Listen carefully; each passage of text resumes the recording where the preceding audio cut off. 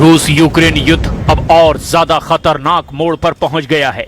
आधी रात को रूस ने यूक्रेन की राजधानी कीव समेत कई शहरों पर बैलिस्टिक मिसाइलों और ड्रोन की बारिश कर दी। खार्किव, जापोरेजिया और दूसरे इलाकों में धमाकों से भारी तबाही मची। कई लोगों की जान चली गई, लेकिन जवाब में यूक्रेन भी रूस के अंदर गहरे हमले करने लगा।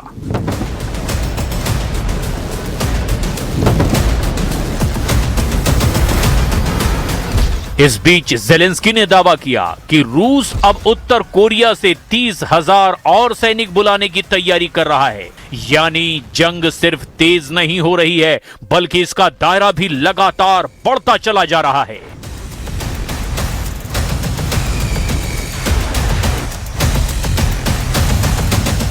क्या और खतरनाक होने वाली है रूस यूक्रेन जंग? पुतिन के अगले वार का प्लान क्या है? जेलेंस्की की नई वॉर स्ट्रेटेजी आखिर क्या है? क्या उत्तर कोरिया की एंट्री जंग का टर्निंग पॉइंट बनेगी?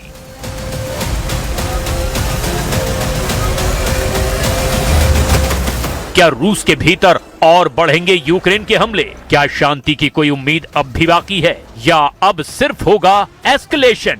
जंग के मैदान से एक नहीं, दो नहीं, बल्कि छह बड़ी खबरें आई है।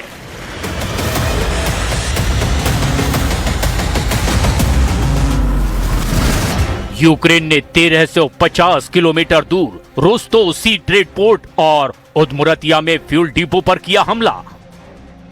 रूस ने रात भर किए पूरे यूक्रेन पर ड्रोन हमले। जापोरेजिया, सुमै, निप्रो में भी भारी तबाही। क्रेमलिन ने कहा यूक्रेन के शांति प्रस्ताव में कोई ठोस बात नहीं दिखी। जेलेंस्की का दावा, उत्तर कोरिया रूस को बैलिस्टिक मिसाइल लॉन्चर भेजने की तैयारी कर रहा है। और सबसे बड़ा दावा, उत्तर कोरिया अपने 30,000 सैनिकों को रूस भेजने की तैयारी कर रहा है। उधर रूस यूक्रेन जंग के लिए यूरोप से मुआवजा मांगने की तैयारी कर रहा है।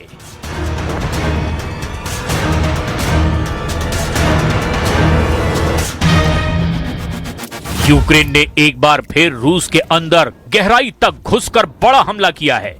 यूक्रेन के ड्रोन यूक्रेन की सीमा पार करके 1350 किलोमीटर अंदर तक रूस के उदमुरतिया इलाके में फ्यूल फैसिलिटी और रोस्तोव के रणनीतिक सी ट्रेड पोर्ट को निशाना बना रहे हैं।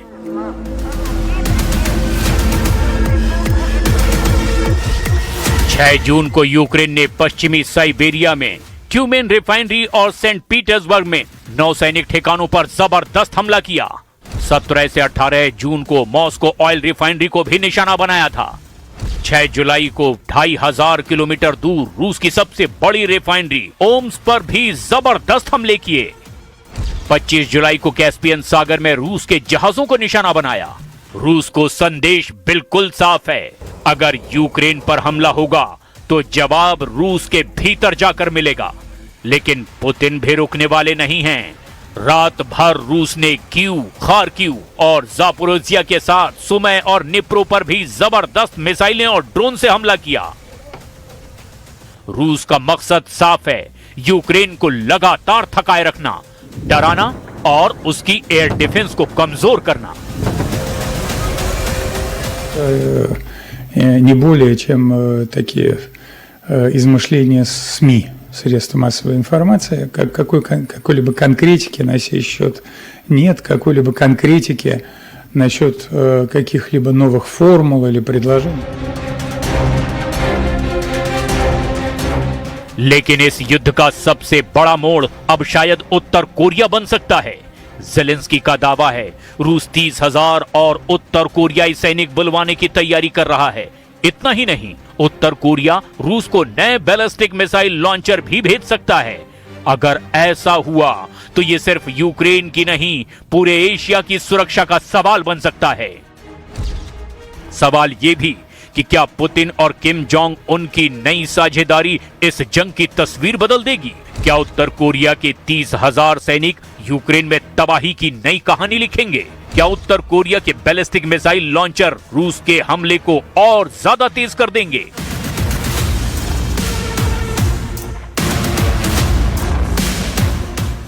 कुछ दिन पहले ही पुतिन उत्तर कोरिया गए थे और उन्होंने इस जंग में साथ देने के लिए किम जोंग उनको धन्यवाद भी दिया था।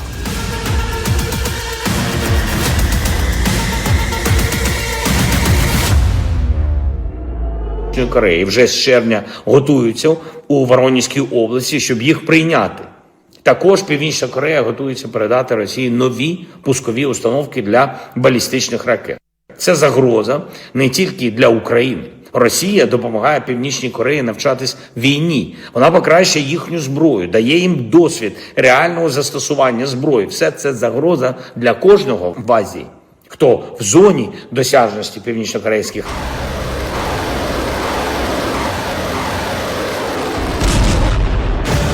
अभी रूस और यूक्रेन में जंग जारी है और इस जंग में अब उत्तर कोरिया की एंट्री होती दिखाई दे रही है। इस बीच ईरान की चेतावनी से इस जंग के और ज्यादा फैलने का खतरा बढ़ता जा रहा है। इधर क्रेमलिन कह रहा है शांति की कोई ठोस पहल दिखाई नहीं दे रही, यानी बातचीत फिलहाल बहुत दूर की बात है। दोनों पक्ष अब जंग के मैदान में एक दूसरे को ज्यादा से ज्यादा नुकसान पहुंचाने की रणनीति पर काम कर रहे हैं। पुतिन चाहते हैं कि यूक्रेन की सैन्य ताकत पूरी तरह से कमजोर हो जाए, कब्जे वाले इलाकों पर रूस की पकड़ मजबूत बनी रहे और पश्चिमी देशों पर दबाव बढ़ता जाए। ज़ेलेंस्की चाहते हैं कि रूस की युद्ध मशीन को नुकसान हो, पश्चिम से और हथियार मिलें, इससे वो रूस पर और ज्यादा आर्थिक दबाव बना सकेंगे। इस जंग में अब सिर्फ रूस और यूक्रेन नहीं, उत्तर कोरिया का नाम सामने आया है। ईरान खुलकर चेतावनी दे रहा है, यूरोप सीधे दांव पर है और अमेरिका लगातार नजर बनाए हुए है। ड्रोन, मिसाइल, आर्थिक प्रतिबंध और नई सैन्य साझेदारियां सब मिलकर बता रही है कि ये युद्ध रुकने की बजाय अब और बड़ा हो सकता है। सबसे बड़ा सवाल ये है कि क्या दुनिया एक और बड़े वैश्विक टकराव की ओर बढ़ती दिखाई दे रही है या कूटनीति अब भी इस आग को बुझा सकती है। Масованого удару по Україні. Може бути сьогодні цей удар. Інформація попередня є така, що впродовж 48 годин.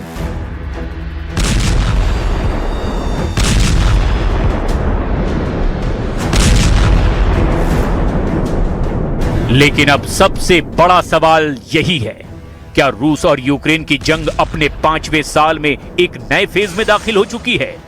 अब लड़ाई सिर्फ टैंक, तोप या ट्रेंड की नहीं रही, ये जंग अब ड्रोन की है, लॉन्ग रेंज मिसाइलों की है, सैटेलाइट इंटेलिजेंस की है और दुश्मन की अर्थव्यवस्था को खत्म करने की है।